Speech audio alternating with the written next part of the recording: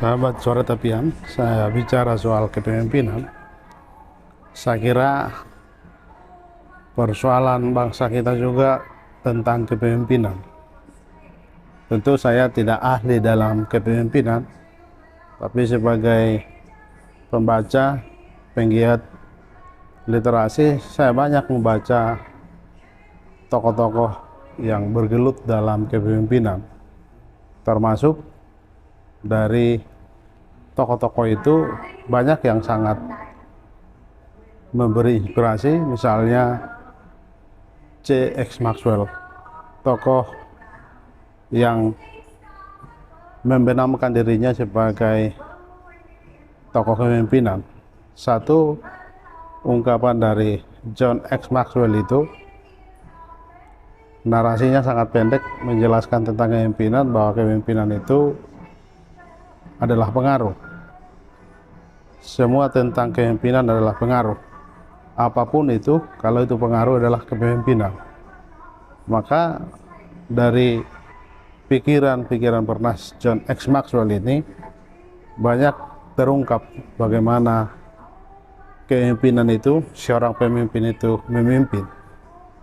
Yang menarik, John X. Maxwell itu latar belakangnya seorang pendeta dan menyadari talentanya di bidang kepemimpinan, lalu menyerahkan diri dan fokus jadi motivator di bidang kepemimpinan, dan dia nanti akan besar, perusahaannya akan besar, dan saat ini menjadi perusahaan besar, 35.000 karyawan seluruh dunia, dan ini sangat masif.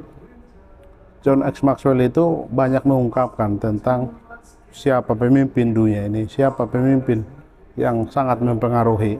Tentu bisa saja pemimpin itu mempengaruhi, tetapi juga dampak yang dia timbulkan juga mengganggu banyak orang. Bukankah juga kalau kita sebut Hitler itu pemimpin, saya dulu menganggap itu bukan pemimpin. Ternyata kalau teori kepemimpinan itu juga pemimpin, tetapi pemimpin yang tidak memberi kebaikan bagi kemaslahatan. Dia memang mempengaruhi, tapi pengaruhnya juga akan menyakitkan. Tentu bukan hanya Hitler, tokoh-tokoh yang dianggap, diecap di dunia ini pernah satu masa karena keistimewaannya memberi ruang untuk dia memimpin, tapi kepemimpinannya juga bablas, tidak memberi dampak apa-apa untuk kemanusiaan. Justru pengaruhnya diingat adalah kejelekan atau perusakan bagi kemanusiaan. Lagi-lagi soal X. Maxwell ini, saya banyak belajar. Dia juga melahirkan bukan puluhan, mungkin ratusan buku. Saya koleksi ada 50-an bukunya, dan bukunya ini sudah diterjemahkan di puluhan negara. Jadi kalau bicara soal kepemimpinan, salah satu tokoh pemimpin yang menarasikan narasi tentang kepemimpinan adalah John X. Maxwell. Itu dia praktekkan juga memimpin teman-temannya.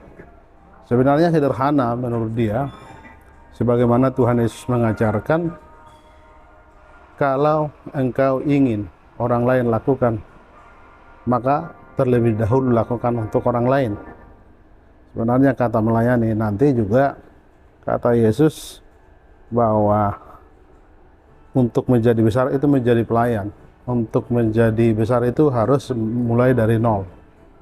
Dan itulah yang lupa di akhir-akhir ini. Orang ingin instan, memotong jalan, tidak lagi menghargai proses, lalu menghalalkan segala cara demi kepentingan atau kepentingan kelompoknya, menerabas bahkan menghalalkan berbagai cara, bila penting juga mengakali hukum.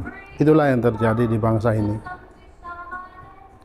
Terus terang kita miris kalau karena demi kepentingan kelompok atau kepentingan segelintir hal-hal yang tidak etis, maka nanti etika juga digambarkan, itu juga dijelaskan apakah itu melukai hati banyak orang. itu juga etika. Jadi lagi-lagi soal kepemimpinan, soal kemampuan menalar apa yang dirasakan orang lain, itu juga etika. Di dalam kepemimpinan itu juga akan terlihat nanti bagaimana kepekaan dia akan orang lain. Seorang pemimpin kalau dia ingin besar juga harus memberi kesempatan bagi orang lain. Artinya kalau kita ingin dihargai, hargai juga orang lain.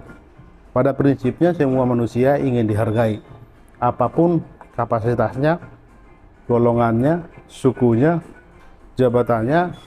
Dia manusia yang seyogianya pasti berkeinginan dihargai. Memanusiakan manusia itu tidak boleh hanya teori, tapi praktek. Ketika kita menganggap bahwa memanusiakan manusia itu dengan kita menghormati orang lain, itu akan memang luar biasa dampaknya. Dan satu lagi hal yang saya ingat apa yang dijelaskan oleh John X. Maxwell, bahwa dia juga menarasikan kepemimpinan yang buruk itu mengumpulkan musuh-musuhnya dan beraikan teman-temannya. Saya agak lama menjelaskan, memahami dan mengerti apa arti dari penjelasan dari John Maxwell ini.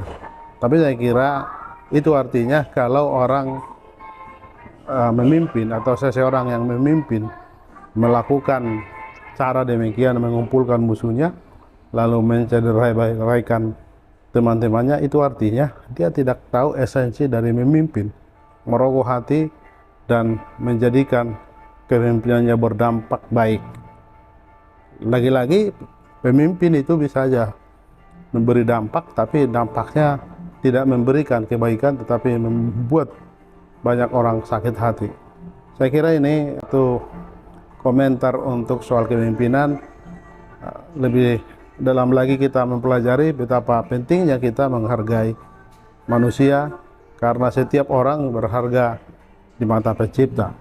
Maka selagi kita diberi kesempatan, mari kita saling memberi arahan, memberi semangat untuk sesama kita, bahwa kepemimpinan itu memberi dampak, dan inti kepemimpinan itu adalah memanusiakan manusia, hargai orang lain, lalu engkau dihargai.